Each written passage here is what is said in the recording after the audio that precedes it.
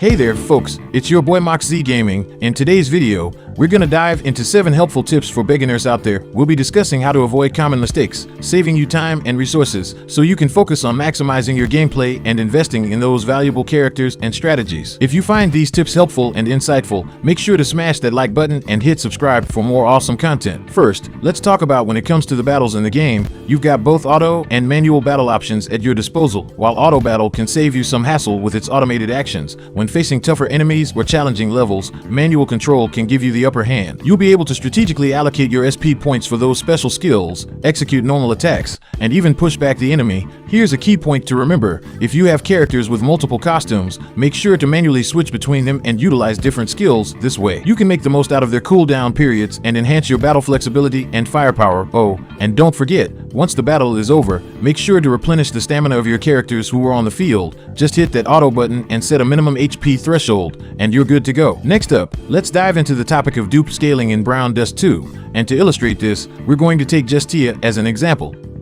A big shout out to Brutus0077 for providing us with the image showcasing Justia's stats.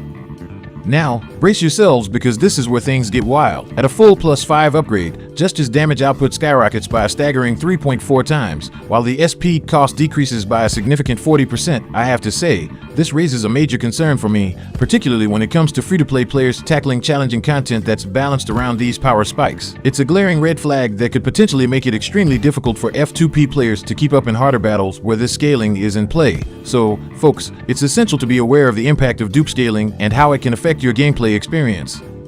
It's definitely something worth considering and strategizing around, especially if you're aiming to conquer those tough challenges without breaking the bank. Moving on to the third point, the overwhelming amount of daily quests and season pass quests in Brown Dust 2. Let me tell you, folks, this game takes the crown for having one of the most powerful season pass quest lists I've ever seen in a gacha game. It's a real challenge. First off, let's talk about those season pass quests.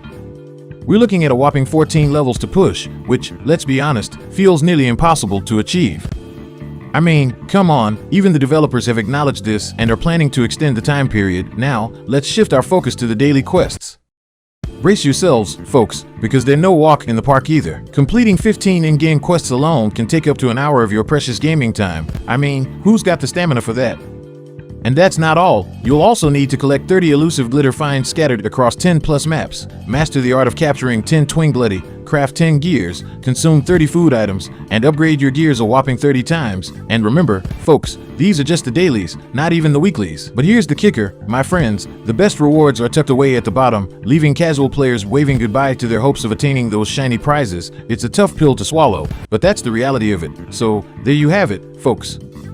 The daily and season pass quests in Brown Dust 2 are a true test of dedication and commitment. If you're up for the challenge, go ahead and dive in, but be prepared to invest a significant amount of time and effort. Regarding the fourth tip, I want to talk about a crucial aspect of Brown Dust 2 that's been bothering many players, especially those who prefer a free-to-play approach. You see, there's a significant challenge when it comes to fully developing the 5-star characters you pull in this game. The difficulty curve in Brown Dust 2 is quite steep, and players face a roadblock at Chapter 6, so maximizing the potential of your team becomes essential to progress. As many players have pointed out, the dupe scaling mechanics are rather extreme. It's a bit peculiar that 3 and 4-star characters with +5 dupes can outshine your average 5-star character at +0 or +1. This situation leads me to recommend that F2P players focus on building top-tier teams comprised mainly of 4-star characters. Now, here's the real dilemma: there's no clear path for obtaining the necessary +5 copies of any unit without relying on the gacha system, which has a pity system set at 200 pulls.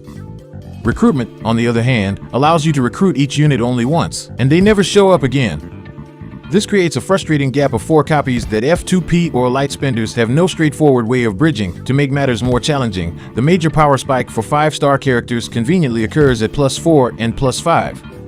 So, even if you manage to get lucky and reach +2 or +3 with limited in-game currency, it doesn't necessarily translate into significant progress. These factors highlight the importance of careful resource management and strategic decision-making in Brown Dust 2. As a free-to-play player, it's crucial to prioritize and plan your pulls and investments wisely to maximize your chances of success. Now, let's move on to the fifth tip, where we'll discuss the use of 5-star recruitment tickets. While the game does provide 2 free 5-star recruitment tickets, it's important to note that they can only be used at the pub and not in the banners.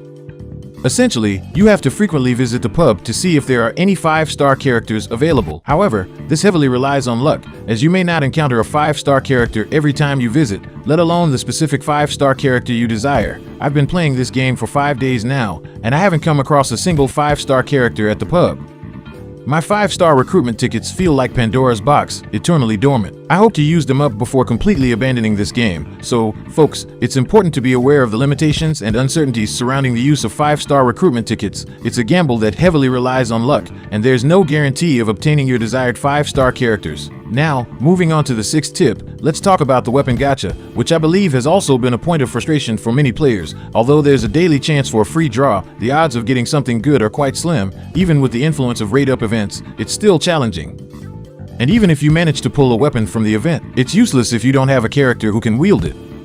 So, despite spending all your savings on obtaining a UR or SR weapon, you may not be able to use it effectively. Personally, I've been lucky enough to get just his weapon twice through free draws. However, the biggest issue lies in the fact that the extra weapon you obtain cannot be used to upgrade existing equipment or given to other characters. To make matters worse, upgrading weapons introduces random stats, and each upgrade requires a significant amount of in-game currency. The level of these random attributes is also quite low, and perhaps it's just my bad luck, but I've only managed to get one A-grade stat, while the rest were mostly B or C. So, what can we do to avoid these issues and find some solutions?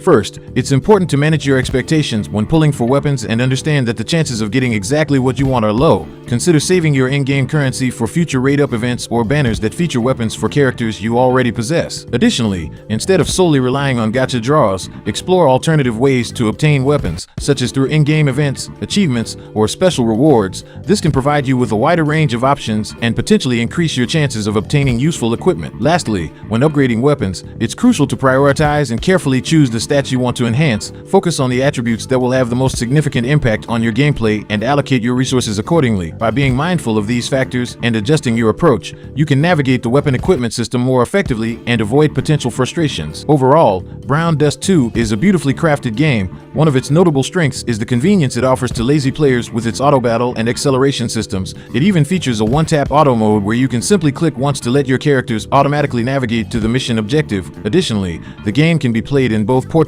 and landscape modes, allowing players to choose their preferred orientation, which is quite rare in games. In terms of the story, it's mature and highly engaging. The voice acting is exceptional, creating a pleasant listening experience. Personally, what I love most about Brown Dust 2 is its characters. They are incredibly adorable. Characters like Celia, Eclipse, and Scheherazade are just delightful. I really wish I could pull these characters in the game. Well, those were the 7 tips for F2P beginners today's video. If there are any other points that I might have missed, feel free to leave a comment in the section below. Let's discuss the challenges we may encounter now and in the future, so we can minimize our losses and focus our time and resources in the most beneficial direction. And remember, if you found this video helpful, don't forget to like and subscribe to my channel. See you next video.